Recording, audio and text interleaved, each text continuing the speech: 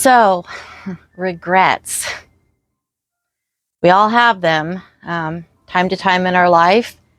And I really believe that it's how we respond to them that determines if they help guide us forward or if they keep us stuck in the mire.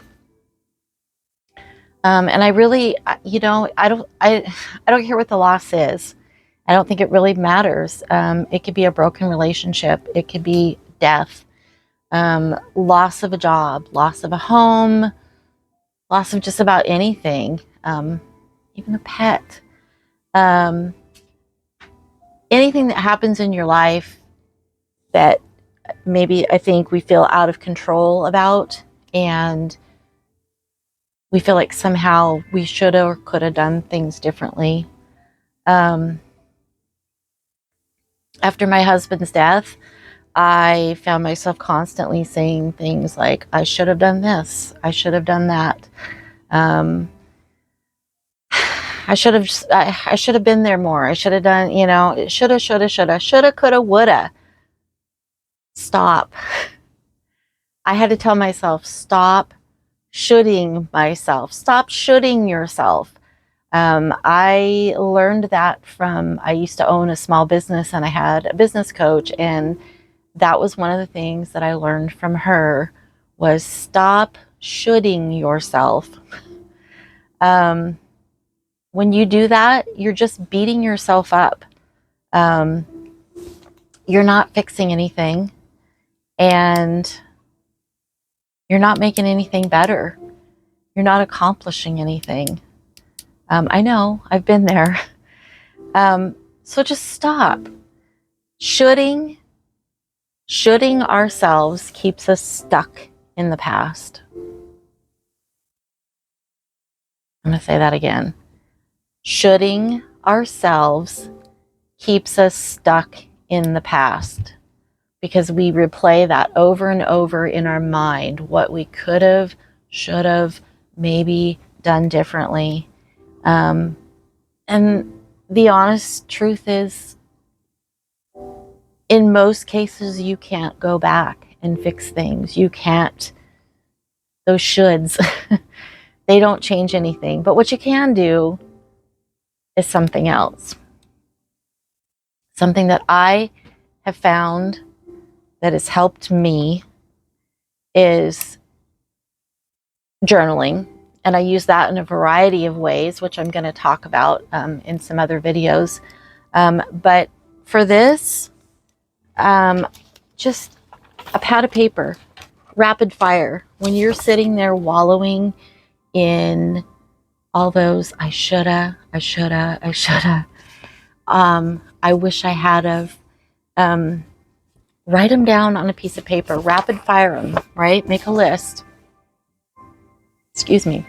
Just pour them all out. Let yourself feel them. I think for me, some of them, writing them down, made me see them as silly. They didn't feel silly to me. But seeing them written down on paper that I'm beating myself up over certain things, it helped me to see them in a different light. But write them down, cry it out, get it all out on paper. But then you've got to forgive yourself. And then you have another step to follow. For those of you who don't know me, my name is Patty. And my husband died unexpectedly just under 2 months ago. So I'm walking through all this stuff. I've been through it. I've been through it before. I've lost my parents, lots of losses in my life. So I still struggled, though. This has been by far the hardest loss I have felt, and I think I have the longest laundry list of regrets. So I don't care if it takes a whole notepad of paper, get them all down on paper. But my name is Patty. And so thank you for being here. Welcome. And thank you for watching. So to give you a couple examples, I mentioned silly. One of mine was, it popped into my head, I don't know, a day or two after he died. I was in tears. I never found that jalapeno ranch dressing that he liked so much. I never could find it again. He didn't get to have that dressing before he died. As I wrote that down on paper, it felt so silly to me. I'm beating myself. Do you think for 1 second that was his dying thought? I never got that jalapeno ranch dressing, but I felt it. And so don't dismiss it. Write them down.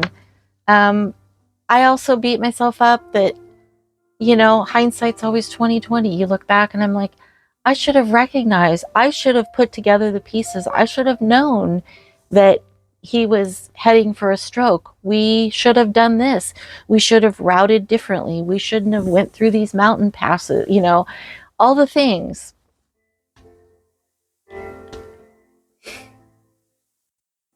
When your appointed day comes to die, there's not a lot you can do differently. I know that. I believe that. But get them down on paper. I got them down on paper. But then this is the crucial step. Go through that list and think about, what if you had have known, what would you have done differently?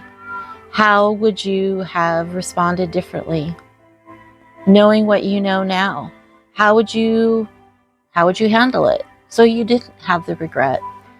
And then take note of those things, because those are going to be your guideposts for going forward.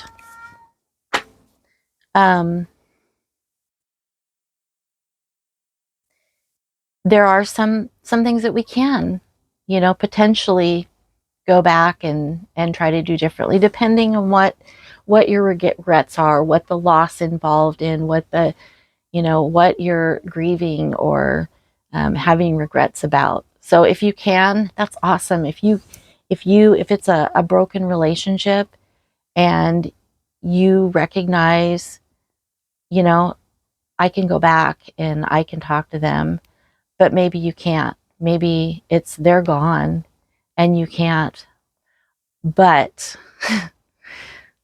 those guideposts for moving forward, now you have sat down and you have made an intention that you're going to live differently, whether it be in something small or something big. One of the things that for me was my regret was, one of my regrets I'll share with you here is assuming that there would always be another day.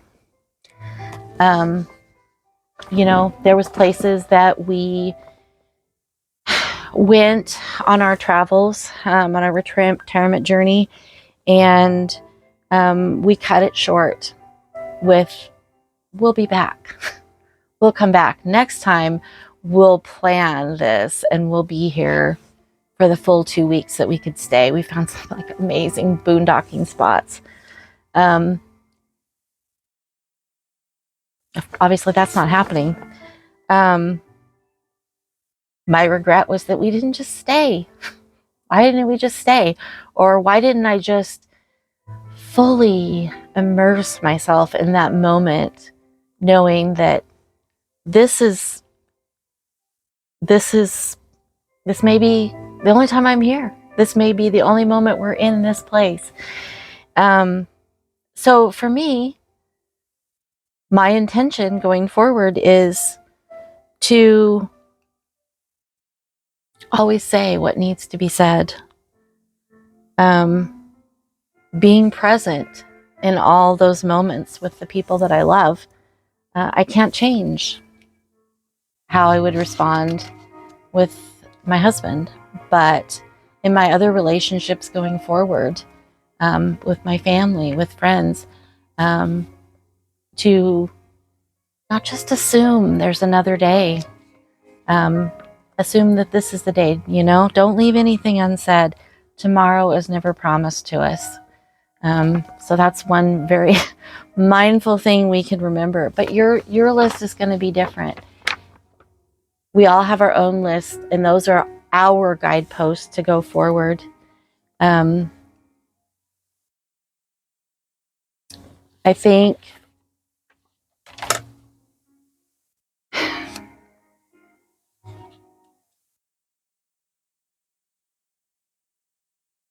and we're going to we're going to revisit those regrets, because that's what we do. We're human, but see them as a learning opportunity. Understand that grief is a process, and regrets are part of that process. Processing those regrets are part of the healing. Just don't get stuck. Don't get stuck in the regrets. I've told my kids that, it's a dance moving forward. It's like 2 steps forward, 1 step back. So I'm all like, yeah, I'm all on it. And then I lean back into it. And that's okay, as long as you're continuing to make those steps forward.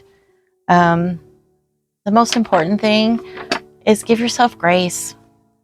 Whatever it is that you're walking through, give yourself grace. And whatever it is that you've walked through, that has given you these regrets, give yourself grace for that too. I believe we all are doing the very best that we can do with what we know, with where we're at in any given situation.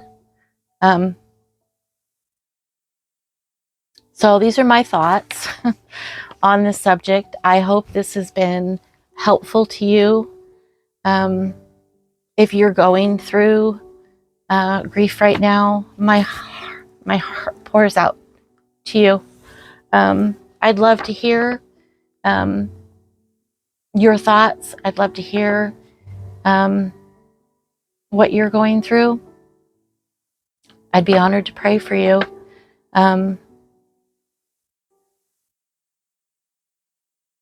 I'm just grateful that you were here watching, and please feel free to reach out, and I'll see you in the next video.